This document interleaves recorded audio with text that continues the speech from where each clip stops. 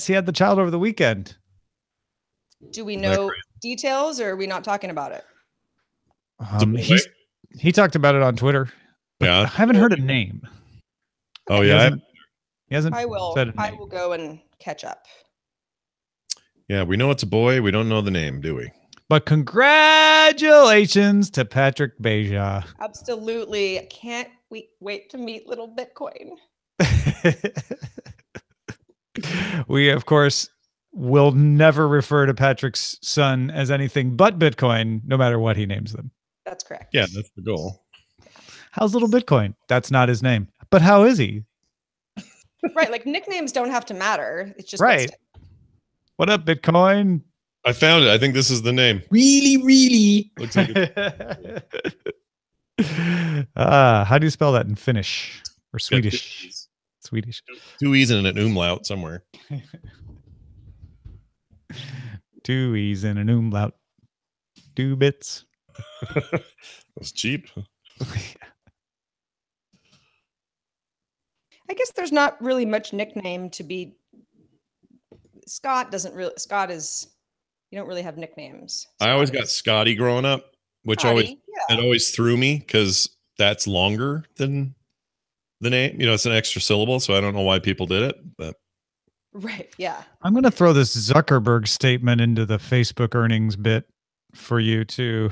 I don't think it's related to the earnings, but he said it just now, so I think it's meant to be timed with the earnings. Who's you? Me? It's going in the Facebook story, which I think is yours, right? Yes. No, it's mine. Never mind. I'm telling myself. Hey, Tom. Cool. I'm doing this thing for you. Sorry. I forgot who had what.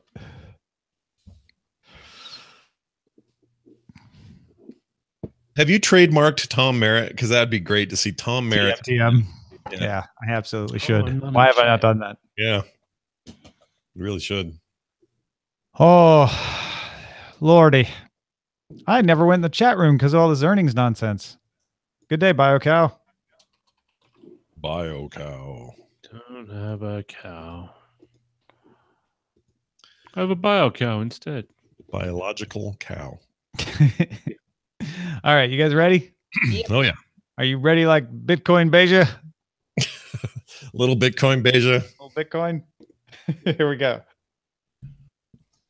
A Nicholas show keeps you in the know. If you'd like to find out more, please go to dailytechnewsshow.com/support and find out how to keep us on the air. Thank you.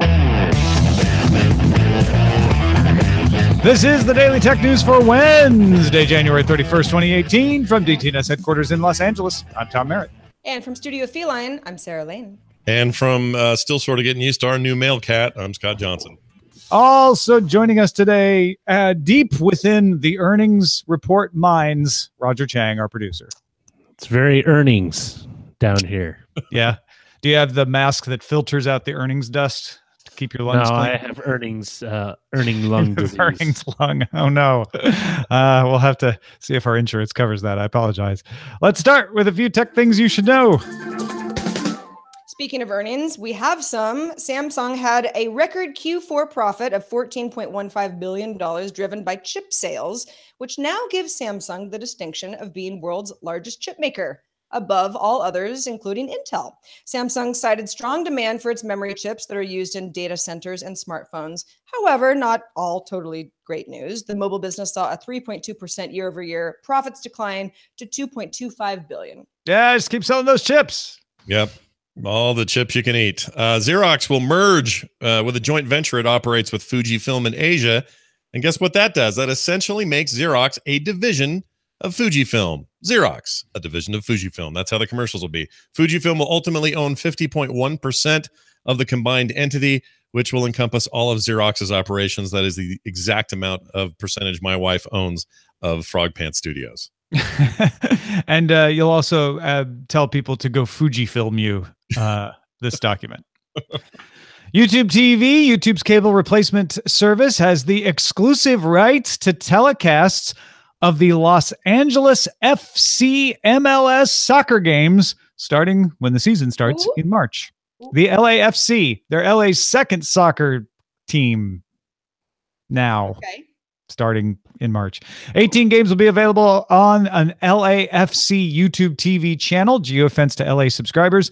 And YouTube won't charge subscribers an additional fee, all part of your $35 a month service subscription. Isn't it always a rule that LA has 2 teams of everything? I thought that was like... Well, it didn't have any football teams for years. Yeah. 2 or nothing. Right. GoPro has added device replacement to its Plus subscription service, which previously included cloud backup for photos and videos. So you can replace any GoPro camera twice within a 12-month subscription. The service still costs $5 a month. And on that note, we will be talking about subscriptions and their value later in the show. Yes, we will. Should you just rent everything? Even the air you breathe? Okay, we're not going to go that far. But here are some more top stories. I wouldn't put it past people. Speaking of renting things, or subscriptions anyway, Spotify released an Android app called Stations. This is going to let users stream Pandora-style curated music stations without having to pay for a Spotify premium subscription. The app, which Spotify describes as an experiment, is only available in Australia right now, which is why Tom is planning a trip there. Exactly. I need to experience this Android app, so I'll be taking my Essential phone to Australia in May. Not for my nephew's wedding. That's what he thinks. It sounds like Spotify, I mean, and companies do this all the time, experiments and, seeing what sticks, but it hasn't been downloaded much. They haven't really advertised it. It's only in one region. Great if you're a Spotify customer who likes the service and doesn't necessarily want to pay a pro fee for Pandora style stuff. But I don't know. I mean, is Spotify really these standalone apps with services that are already pretty valuable on their own, and people use them and don't really have a lot of complaints about what is offered? They never really make a lot of sense to me. Let me reverse engineer the meeting in which this happened. Somebody brought up some data that showed that one of the major complaints we get is difficulty accessing your playlists from the Spotify app. And the product team said, well, but it's really difficult because, we have so many functions that the Spotify app does, like managing your account and all of this stuff. And then somebody said, well, what if we had a separate app just for playlists? It could be a suite of Spotify apps eventually. And somebody said, great, but we should test that in Australia. I'm going to throw an extra wrinkle in there, if you don't mind, an extra wrinkle or two. Sure. This.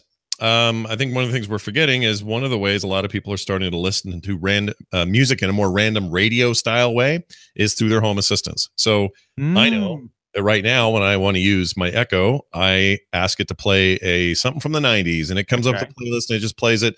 And that service already exists with Amazon Music without having to pay for the full Amazon Music experience.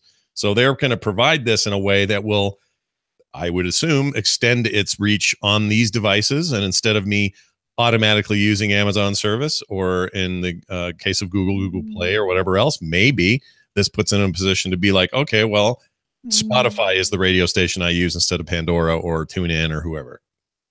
I don't know. Do you need this app to do that though? No. You don't. That's the thing. And I know that Australia was probably chosen for a reason, but it's like, I don't get the significance of that. It's also Android only, so it's it's a limited experiment, as Spotify calls it themselves, on the Google Play Store. So I don't know. Australia probably just fit the demo, or they just picked it at random. Like, let's pick an area where we have good subscribers, and they picked Australia. I don't think I wouldn't maybe an area where Spotify is somehow lagging, but they still know that people want a certain service and might be able to market it differently. I don't know.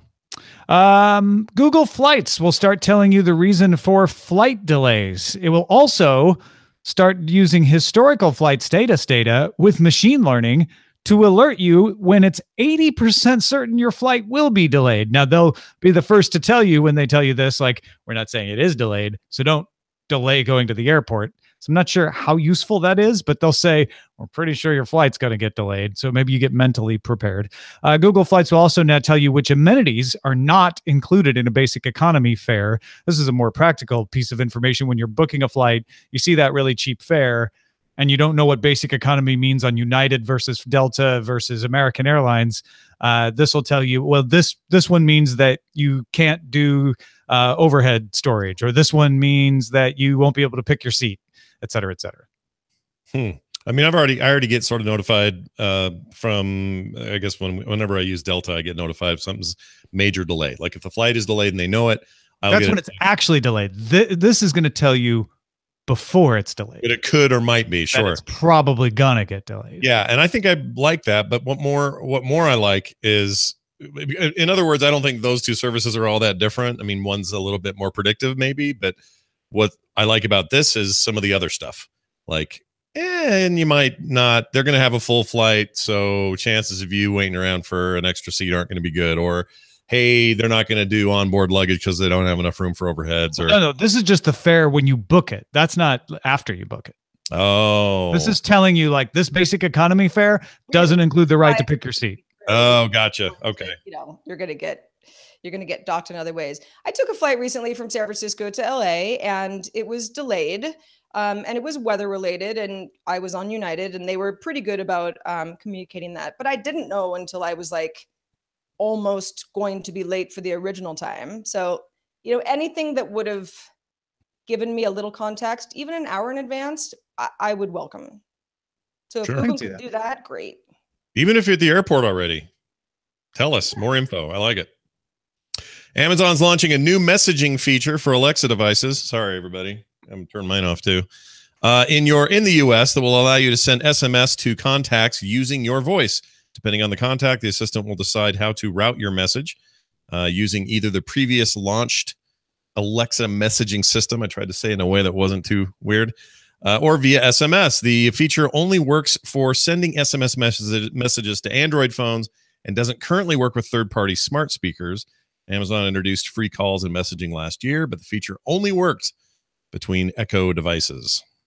I'll be honest, the most significant part of this is also the significant part of the Spotify story for Android only. I'm starting to see this happen a little more often. Android has dominated the marketplace for a long time, but iOS always got the development love because of the uptake and the monetization. And it seems like maybe that playing field is leveling out finally. Well, I mean, more of the, total people who might use your service are on Android, right? So. Well, yeah, but that's been true for a long time, right? The reason that it didn't level out before was, well, but they don't spend as much money, or they end up wanting the free apps. But now features are coming to Android first, and sometimes only, like in this case, quite regularly.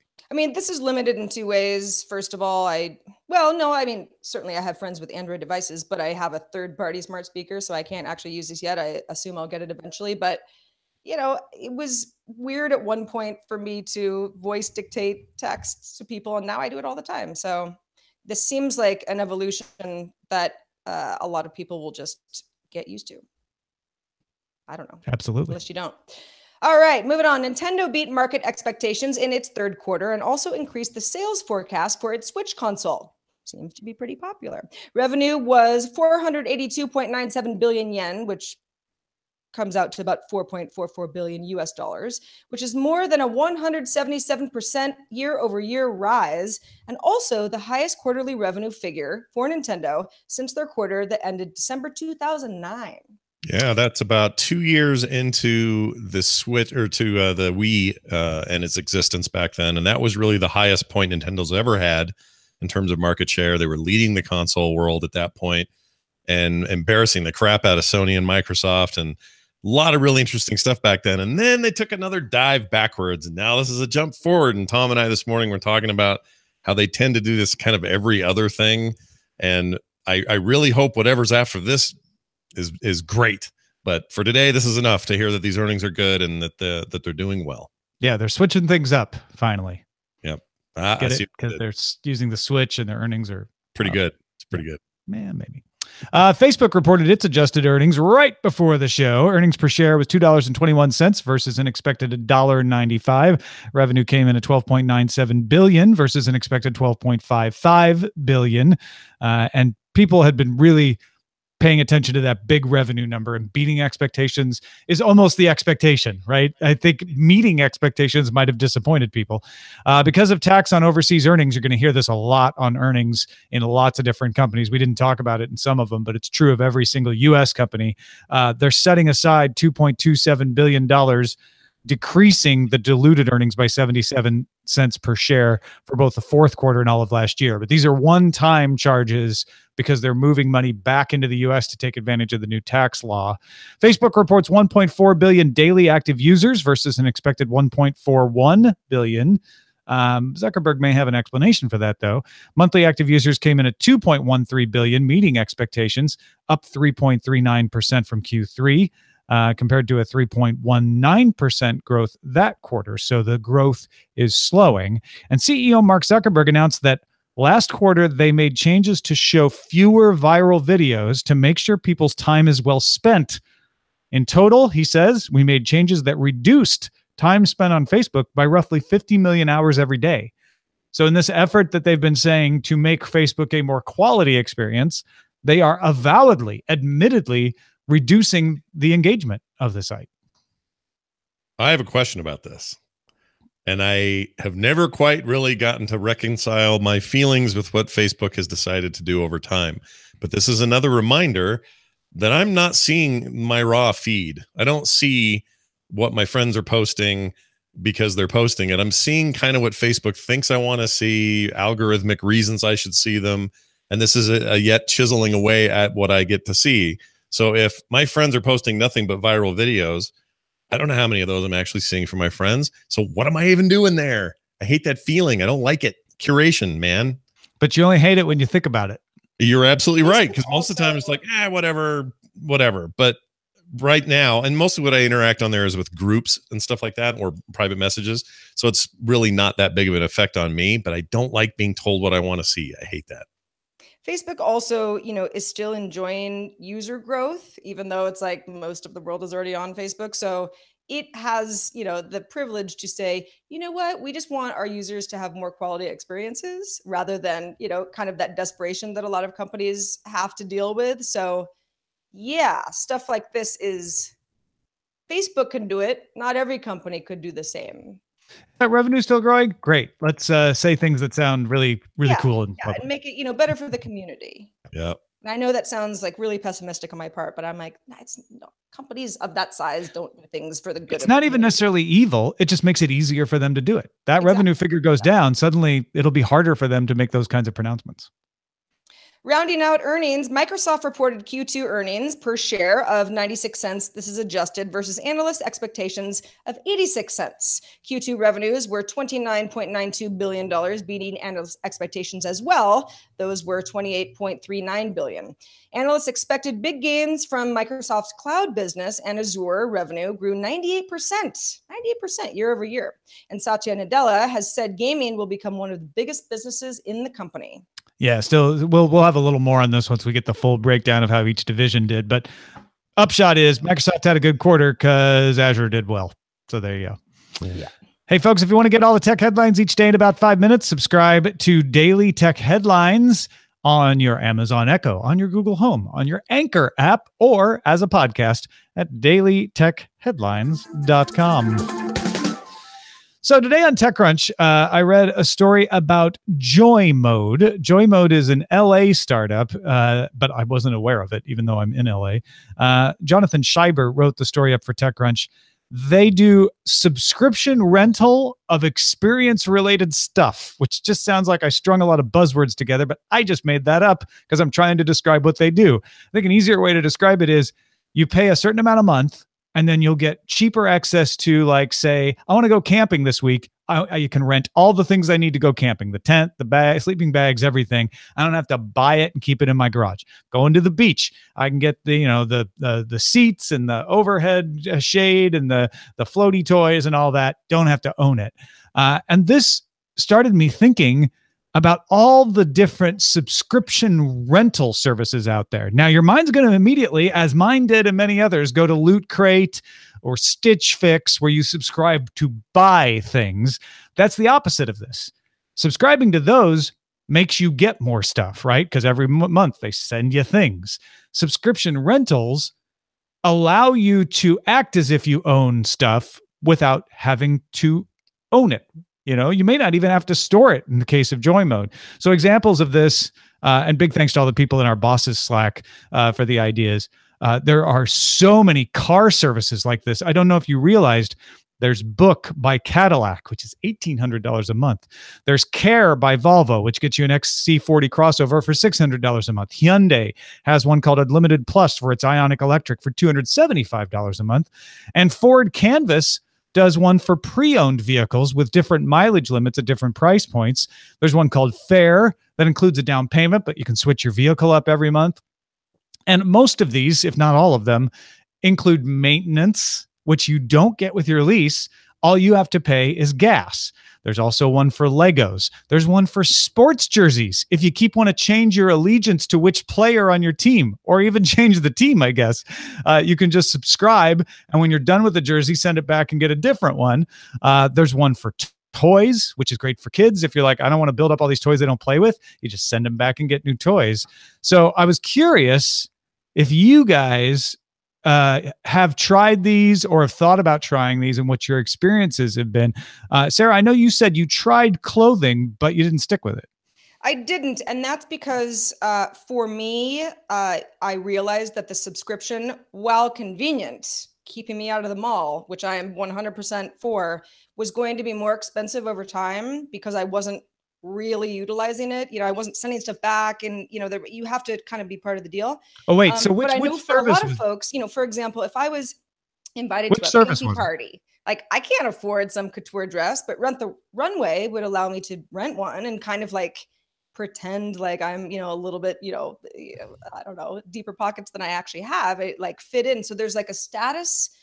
You mentioned the jerseys. It's kind of like sneakers. Like for some people, it's a you want to have certain things that it just isn't economical for you to buy. And then there's the storage aspect of it too. A lot of people don't have space for things, so owning something is not convenient. It's inconvenient. Which clothing one were you using? It wasn't Stitch Fix. But was it one where you had to buy the stuff, or was it one where you could just wear it and send it back? Because that makes all the difference. You would wear it and send it back, but if you wanted to buy it, you could. Okay. I do that with the Mr. collection. And this shirt came from the Mr. collection and I kept it. Right now my Mr. collection stuff is out, so I don't have an example of the rental stuff. But I find that the perfect balance because I get new things that I can wear and not look like I only have 5 shirts, which is actually sort of true. Some of which are 10, 15 years old. So it freshens up my look without me having to do anything. And every once in a while I can keep something. You're saying that you kept things too often, it sounds like.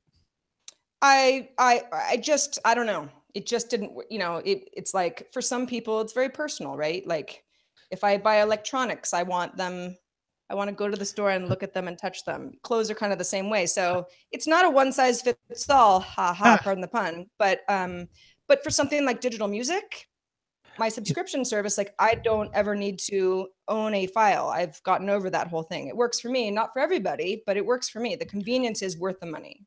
I want to add that for clothing, the maternity rental sounds awesome because it's one of those things where you only need it for a specific amount of time. And by the way, we didn't mention this on the show. Roger's talking about a link in our show notes. Rent your maternity clothes so that you just use them while you're pregnant and you don't have to borrow old ones. I thought I was learning something about Roger I didn't know before, but go ahead. No, like I don't wear maternity clothes, but the other one is baby clothes. Especially if you're a new parent, you don't really anticipate how quickly your child grows out of the clothes. Yeah. And it's not just the purchasing aspect, it's the storage. Like I literally have 5 boxes worth of space bagged baby clothes that I got to find space for in the garage to store it because my kid is growing out of them so quickly. And being able to like rent it and then just send it back would be great because it means that someone else will be able to get those same clothes, but at the same time, I don't necessarily need to hold on to things that take up room and add to the clutter in the house. Tom McLeod, who runs Omni, which is a storage and rental, totally in this whole wheelhouse of this conversation, he said that as, they've grown and have amassed users, a lot of surprises with what people end up not wanting to own and really want to rent. Not only stuff for, like babies or, little kids who are still growing and just won't be wearing or using things for very long, but also seasonal stuff. you know, a snowboard, that's a high priced item. Even if you snowboard a lot, like there's a big part of the year you're not going to. It makes sense to rent when you need if you know you're going to get something of high quality. And that's exactly what Joy Mode's banking on, is when it's snowboard season, you'll use your Joy Mode subscription to get the snow stuff and not have to keep it all year round. And it's weird because I find something very similar happened around, because I had a bunch of friends that were pilots. And one of the things is, well, as soon as you get your pilot's license, you're super excited. I can fly. I'm awesome. I'm like, you know, I'm Mr. Jet Setter. The thing is, owning a plane is expensive, not just buying it, but the hangar fees and the maintenance. And so what happens is everyone most of us don't own a plane. And you only really fly like maybe a couple of times a year. And what happens is that people eventually fall into kind of a timeshare model where you rent or you subscribe to allotment of time that you have with the plane, and then you can schedule it kind of like a timeshare throughout the year when you want to use it, and that's all you have to pay. So you, although it's more expensive per flight hour, it's actually cheaper in the long run because you're not holding onto the plane. I don't know if that's an example that most people could relate to, but I get what you're saying. It's the same when kind I of thing. Private jet, I just prefer to rent. That happens often. Well, I mean, I think a lot of the stuff that's just like, it's almost like, you know, a credit card in a way. It's like there are things in this world that are just beyond our financial means for most people, but you don't necessarily need to have it all the time. And if there's an opportunity to have it on demand, that opens up a whole new market for lots of things that previously I just would never have considered. Yeah. I mean, digital for me has been an easy transition. I've loved that move in my life. I don't have any CDs anymore. I don't have stuff clogging up hard drives. I like that with movies, with TV, with music. Like, that is totally my jam. I suspect that with a recent move by Microsoft and others, video games are very much headed in this direction as well. Renting instead of buying makes a lot of sense in those places. It's been harder with durable goods. I think that's why this startup is so interesting. Is I wanted to ask you, because you're, you know, as a sort of a, you know, a creative dude, the whole idea of like the creative suite model, subscription model, where it's like, yeah, they'll get more of your money in the end. It'll take a while, but they will. But you have a subscription rather than having to plunk down a bunch of money for expensive software program off the bat. What are your thoughts on that? So I was very hesitant. Like when Adobe CC launched, I was concerned. And many have followed suit. There are a lot of other services now that have their suite of applications. Autodesk has a whole bunch of stuff in a similar boat. But I am completely in on it now, and I actually really, really like it. Now, part of that is because the company in question has done a really good job supporting me. What I need, they take care of. If there's a bug, it gets squished. They're very fast on the pick up and take service calls. Like, they don't just sort of put it out there and hope for the best. So that's one big part of this. But also, I used to have to spend the $2,000 for the suite every few years when they'd make a new version, because that's the kind of work I do, and I had to do it. Now I don't have to think about that giant lump sum. It's easily paid for itself every month with a $40 subscription, and it's always up to date. I get the latest version. Like, they've really made it convenient and no hassle. And that's the biggest key with all of these things. It's like, I don't know, iTunes to MP3s back in 2001, or it's like Netflix to movies today.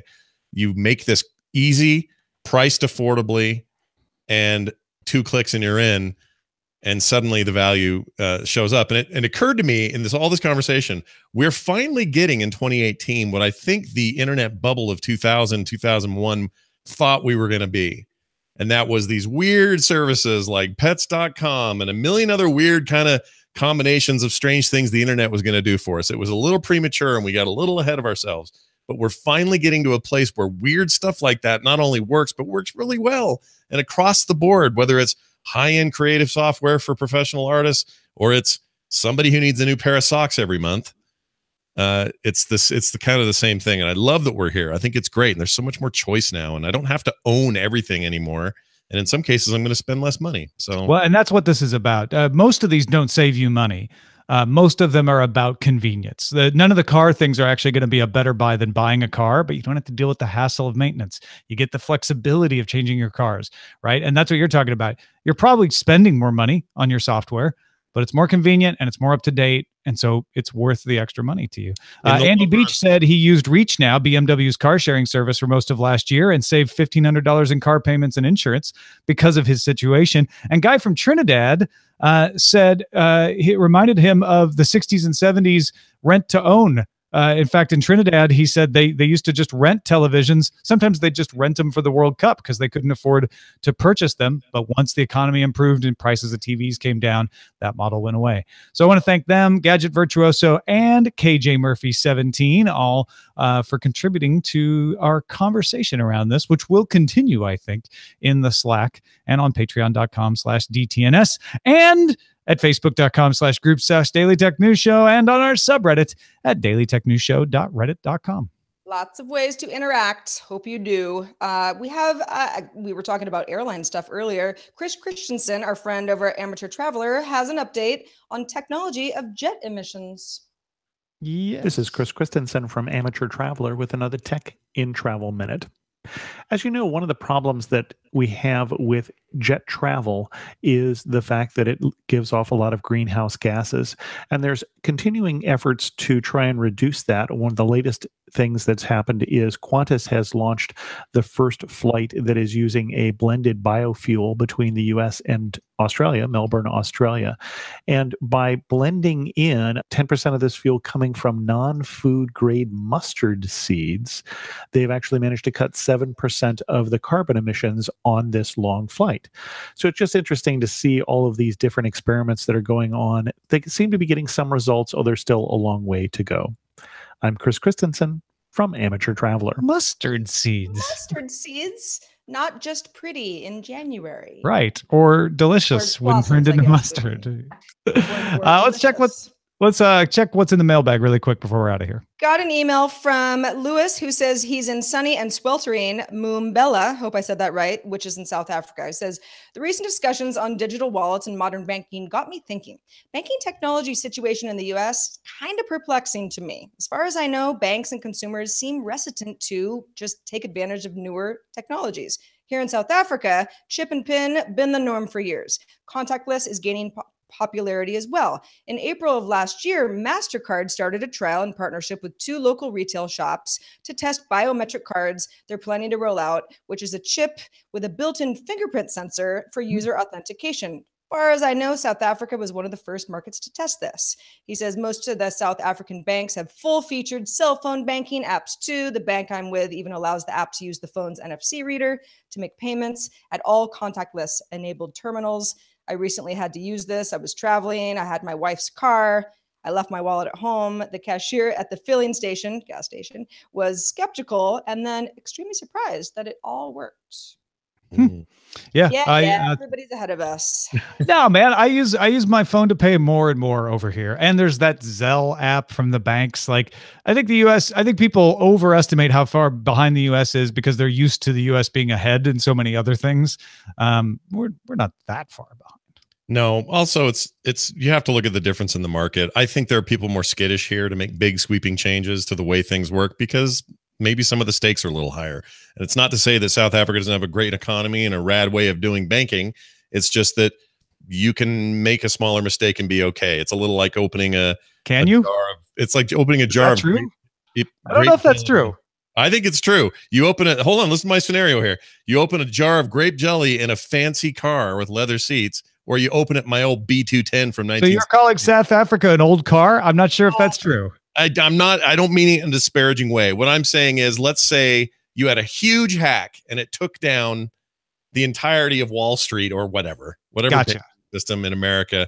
That will have a greater impact on the world economy than it would if it happened in South Africa. That's just the numbers.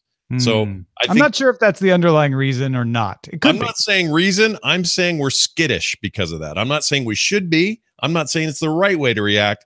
I think U.S. markets are skittish when change comes because they think the fallout's going to be bigger. And people hate change. That's that too.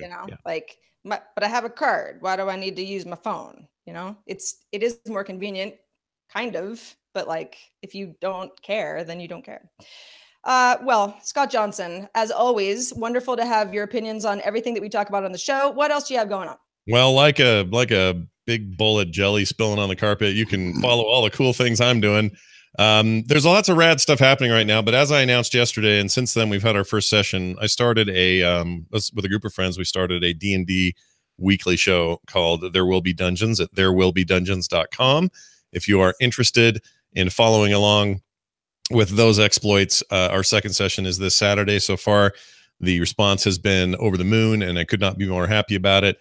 So if you're feeling a little nerd itch and you want to get it scratched, show up at 3 p.m. Mountain Time over at frogpants.tv, and you can catch it all live or catch it later on the podcast. You can find that again over at therewillbedungeons.com.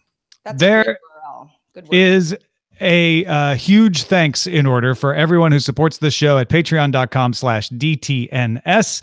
Up 28 patrons over last month at this point. So just hold on, and we will definitely set a new goal for next month. Thank you to everyone who supports the show at patreon.com/DTNS.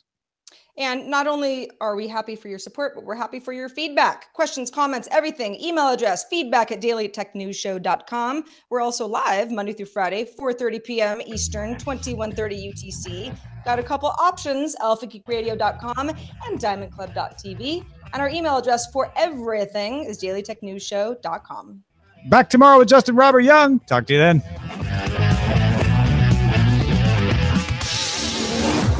This show is part of the Frog Pants Network. Get more at frogpants.com. The Diamond Club hopes you have enjoyed this program.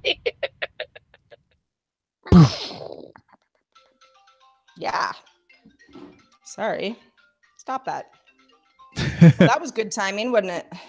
Yeah, it was just in Well, I time. usually turn off my Wi-Fi on my phone so that FaceTime won't pick it up on my computer, but I forgot today, so. Saved by the bell.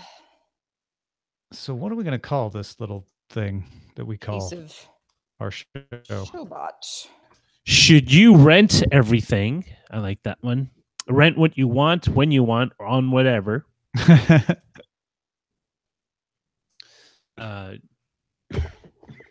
Pardon me. Still got that cough. Man, I can't get rid of it. Subscribe to Life. Will you switch for more money? Get it? Will you switch for more money?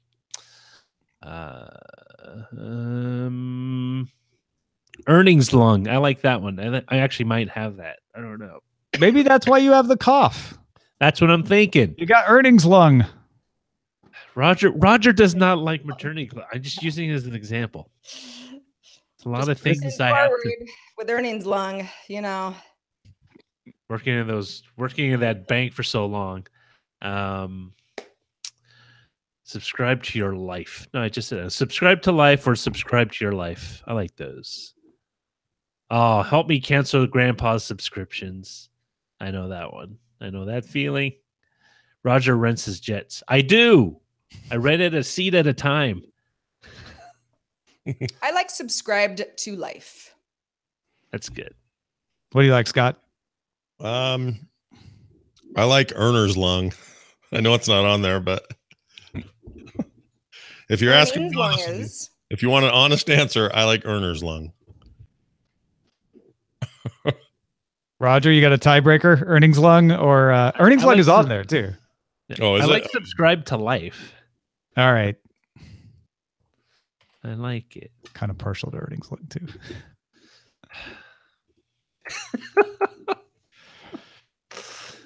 No, It's a got- Rorschach test. You know, that's what these titles are. They're just a Rorschach test. In what way?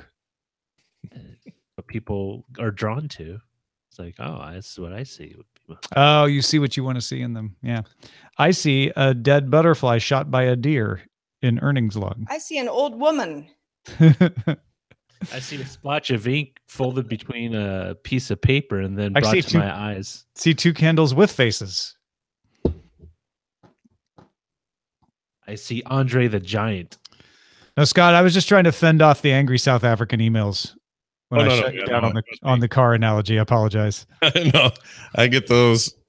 Yeah, I think some of the reluctance is just that in the U.S. there's a huge install base, and that takes money to turn over. And also initially with the pin and chip, and this was like maybe 8 years ago, there was some pushback because the credit card companies wanted to offload the liabilities that they were carrying. Like, someone used your card maliciously, like they stole your credit card number, you wouldn't be charged and we would take the hit.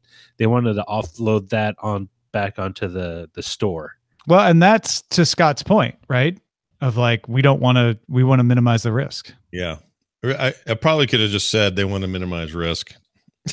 I think that would have been a better scenario than what I explained, but any chance I get to have a really bad metaphor, I always go for it. Any chance you get to compare a populace to jelly? Totally take. Yeah. Jelly. Roger, can I get into the post? Or are you still in it? Oh no, I'm not. Oh, okay. Sorry. Yeah, I'm not in it. No. I'll take over. I just didn't want to take over if you were actually doing something. No, I think I hit it. I was sitting on it. I was sitting on it by accident, like jam and jelly. What I would like is for someone to send us some South African jelly. Actually, marmalade would be better for me. Does South Africa do marmalade, like specific marmalade? Is marmalade only just for citrus? Can you not do marmalade because you need the rinds, right? Oh, do you? Ugh. Ask Paddington. Rinds? No wonder I don't like marmalade. Yeah, what do you think the little pieces of it? No, Like that's why I don't like it. I hate the pieces. I didn't know what they were, though. Well, you like zest, don't you? Isn't that what they call it when you shave the outside of a fruit into a... No, I don't. I don't like zest. I don't like... Roger's like, well, everyone likes zest. Come on. I like zest soap, but I don't like... I'll tell you what I don't like. I don't like pulp of any sort. I'm with you on that. Oh, I love pulp. Oh, I hate pulp. Pulp's the worst. That's how you know you're eating the real deal. No, they just make it up. That's probably like South African jelly in there. How do you know that just isn't like outdated boxes of Jell-O and then they just mixed it in with food coloring? Oh, there's a grape jam. Yeah. No, I want my juice very clean and strained. Yep. Which is, I mean, I'll eat an orange. I have no problem with that. I just don't like the pieces. Ugh. Yeah, little bitty pieces. It just feels like you're eating left like mistakes. They feel like mistakes. No, exactly. It feels when you swallow it like you swallowed something by accident. Like, ooh, what was in there? I think you guys are just raised in an antiseptic environment. No, I was raised with a mom who liked to buy orange juice with pieces, and I hated it. I love that. That's the best part when you're chewing on your drink. Oh gosh, no, it's awful. No, that's bad. This is the part Roger doesn't understand. They were trying to get us to drink pulp. We grew up in environments where they were all pounding that down our throats. Oh yeah, it's great. It's not. And yet, I liked crunchy peanut butter, and my mom wouldn't buy the crunchy peanut butter. She only bought the smooth peanut butter. Oh, crunchy's so good. See, you and I are food brothers. Smooth peanut butter is worthless. Thank you. We are food brothers and sisters. Absolute garbage. As I get older, I like the crunchy less because it gets stuck in my teeth. Does it? Yeah, I mean, it does. You'll really hate it when it gets stuck in your dentures. Like I don't get skippy or anything. I probably would like it less. Like if I eat like a seaweed salad, that gets stuck in my teeth, so I don't want to eat it, even though I think it tastes good. So there's validity to the teeth thing. I eat crunchy from peanut just reminds you that you're eating peanuts. Yeah, it's the thing about eating. Like I always get the all natural stuff, so it's like big, meaty peanut chunks. Oh yeah, and it reminds me of eating popcorn in a movie theater where you get that one errant kernel wedged between your teeth. Yeah, you're trying to work it out while you're watching a fight scene between Thor and the Incredible Hulk. I just like the texture. It's fun. It's crunchy. Texture is good. It's braille for your tongue. You don't need it. Pulp in your peanuts, not in your juice. Pulp in your peanuts, not in your juice. No juice. I played bass for Pulp in Your Peanuts back in the day. It's great. Remember when they used to open for Foghat? Oh, they were so good. They were bigger than the main act. It was Pulp in Your Peanuts, followed by Trooper and Foghat. What a triple bill. Those were the days. Those were the days. Do.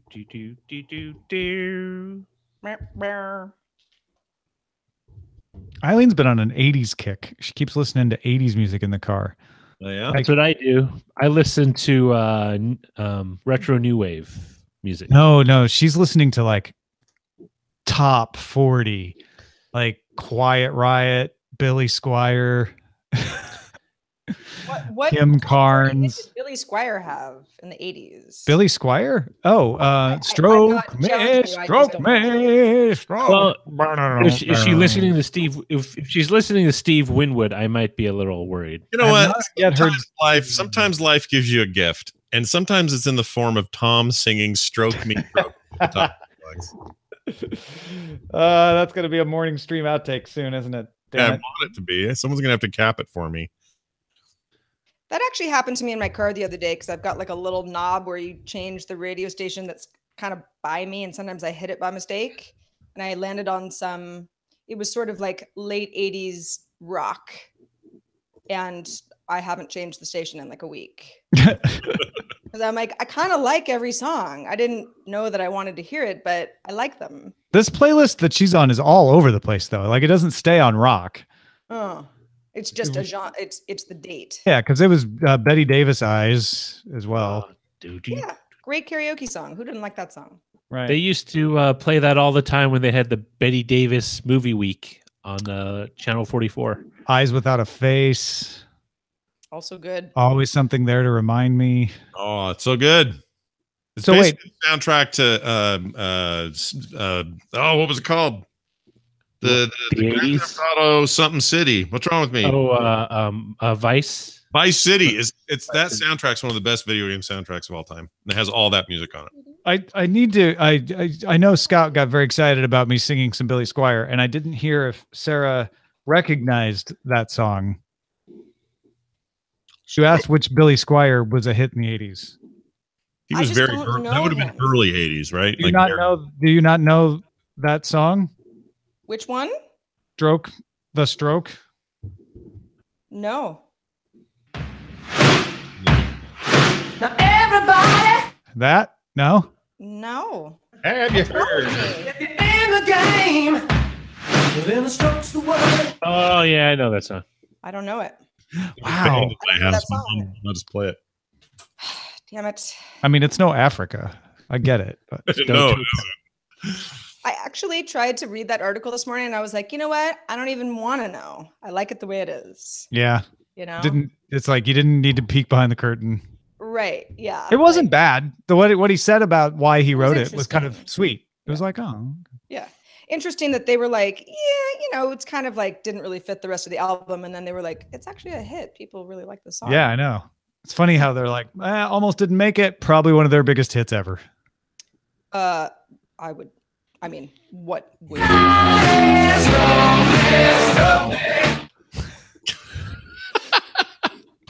Is that Billy Squier? Because I know That's that. Billy Squier. Yes, that's Billy Squier. That's the song I've been playing this whole time. I didn't hear it. Like I didn't Right, recognize it until You it didn't came hear back. that. You I didn't hear the. don't want to play the whole forward. thing, or we'll get the YouTube video taken down. Probably gonna But get taken down anyway. If someone played that song and was like, "Do you know the song?" I'd be like, but I don't know who sings it. There you go. Okay, mystery solved. So Just one of those. That's not. There's no shame in that. There's plenty of songs where I'm like, I don't know who sings that, but I know the song. you're right. Yeah. I was Peter surprised that you had Cetera's- never heard it before because it's a bowling alley classic. I've definitely heard that song. Billy Squier. Oh, yeah. Wonder what he's doing right now. Yeah, what's he up to? Is he around? It lives He on my made it street. to knighthood. He's on your street. Billy Knight. He's 67. Squire tonight. Still rocking it. All right, good for him. He also plays bar mitzvahs, birthday parties, and weddings. Where does he live? What? Let's see. Let's say where he lives. He was born in Massachusetts, but does not say where he currently resides. I'm guessing LA, but where everyone lives. He might just live in an RV and travels from state to state playing music for people who need it. Love that idea. Oh man, like Kane from Kung Fu. Well, Kane was actually on a mission to find his half Sure, brother. he wasn't a musician, but still. And he wasn't Asian either, not even a little bit. Sure, well, sure. Neither was Kane from Kung Fu. Where does he live? It doesn't Tom, you say got where me he lives. all interested in the Mister collection. Someone stop me. You should call it the Mr. collection, and then you can get the. I mean, the clothes. I don't go clothes shopping anymore. I always have at least 2 new shirts and sometimes a new pair of pants every month. And then I usually send them all back. But like, I don't know, 3 or 4 times a year, I'm like, that one's worth keeping. I have a little secret. All the pants I've been wearing for the past 6 years, I bought like 9 years ago. Like I bought like 20 pairs of pants because let me just say, nothing that starts, I've got a little secret about my pants is going to disappoint ever. Right. I bought like a whole stack of pants because they were like, I only wear 501s, right? And so I just bought like a stack of them in like a variety of colors because they were like $30 each. And it's like, oh, this is great. Man. And at the time, my waist size wasn't really changing. So I was like, why not? I wish this was in the main show. We could title it The Secret of Roger's Pants. That's pretty good. You know what you like. You knew what your size was. No, you're totally right. Not the kind of thing you need like a ton of variety necessarily. Right. I'm not, I haven't really gained weight in the midsection too much. It's gone mostly around the face. So, they all fit. And half of them are still new. That's the other thing about the Mr. collection is I never can find pants that fit in a store. It's always a pain. I have to take 3 different types in and try them all on, and trying on pants is the worst. I hate it. For some reason, the Mr. collection, maybe it's because they actually use accurate measurements. The pants they send me always fit. So I've actually probably bought as many pants as I have shirts from them because I'm like, oh my gosh, these fit. In fact, my only regret of anything I've kept from the Mr. collection is a pair of red pants, because I'm never going to wear them again. But I was so excited that they fit. And I'm like, I'm going to change my look. I'm going to be a guy who wears red pants. And you should wear red pants and a turquoise top. I mean, you can be that guy. Why aren't you? I could, Sarah. I'm just too much of a coward. And just wear red sneakers or red. They don't have XL or 2XL sizes. That's ridiculous. What? You're 2XL? I'm looking at the sizes on the Mr. Play collection, which is the one I'd want. Oh, yeah? And it says, what shirt size? Small, medium, large, or XL? I am 2XL because of my height. What the crap? You might try XL. Yeah, maybe it'd fit. I'm wondering if they can take the scan that the TSA does at the airport and turn that into like clothing. Just go through TSA. Can I have that? Okay, yeah. I just need to send it in, and then. So this is the cool thing in Amazon. When you buy car stuff, you put in the model and year of your car, and then it tells you whether or not the stuff you selected fits it. It'd be great if you could do that. Put like a model of yourself, and then the clothing is like will fit, won't fit, or it'll be tight here, or too long here, or short here. That would be awesome. Well, that's a bummer if they don't do it. This will be tight in the crotch. Right on the edge here. You know what? We didn't talk about this angle of it, but if enough people were renting their clothes, you'd have a whole lot less waste. Yeah. Well, it turns out to donating your clothes in some cases is detrimental to certain areas. In terms of, for example, when they ship, huge cargo container ship loads of donated clothing from like developed countries into emerging economies, oftentimes what happens is the local textiles companies go under because everyone gets all these clothes for free. Yeah, that's a limited look at something. I mean, in general, for the planet, making fewer clothes is probably better for the environment. And in making fewer clothes is definitely going to lose jobs places. There's no doubt. Well, no, that's what I'm saying. Like, if you make fewer clothes, you wouldn't have an excess amount of clothes you would need to offload somewhere. But you'd still run that factory out of business somewhere because you'd need fewer clothes.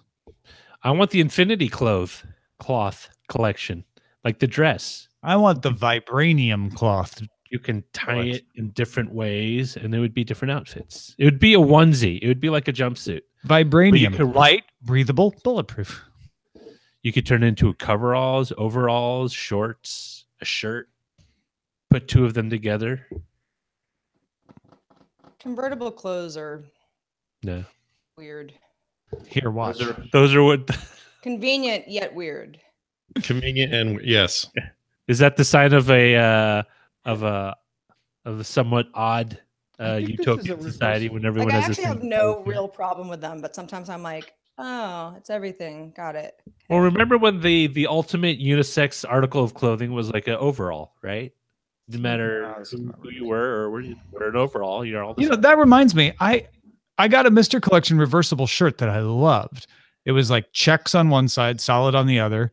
Right. It felt really good. I thought I kept it. And now I realize I haven't worn it in a long time. Maybe I didn't keep it. That's sad. The other day, a girlfriend said, "What's the newest place for like cute, sort of fashionable workout clothes?" And I was like, I wear rags to the gym. Like, I don't, like, I'm the last person who knows things like fashion. I try to keep up on, but when it comes to like sweating, Yeah. absolutely not happening. I have an old Cat Country T-shirt. Sweating that. Ooh, I want to show you guys shirt I got.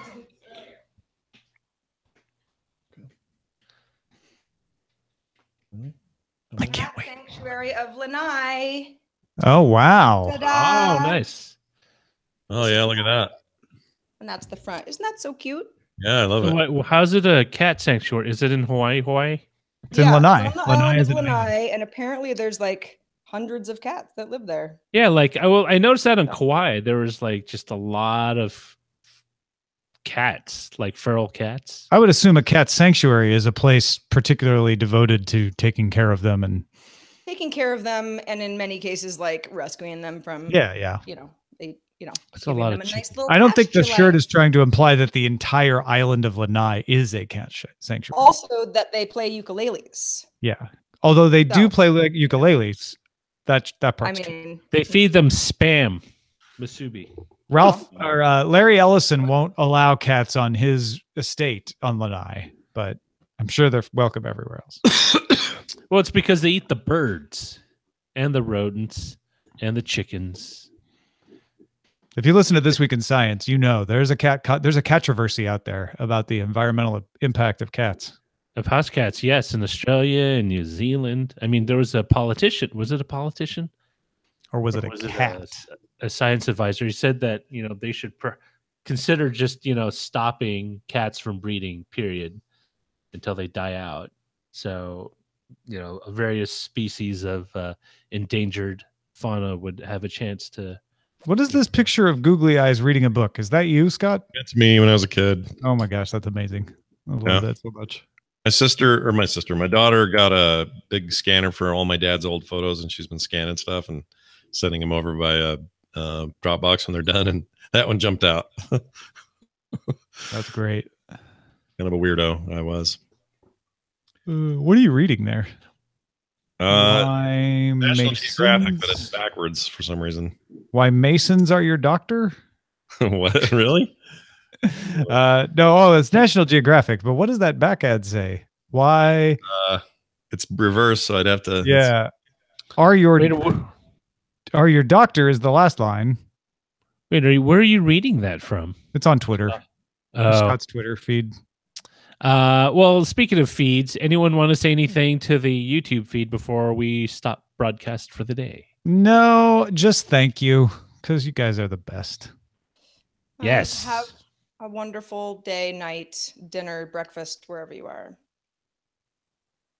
Scott? That's nothing. All I would say is watch out where the Huskies go, and don't you eat that yellow snow. And on that note, we'll see you tomorrow. Words of wisdom.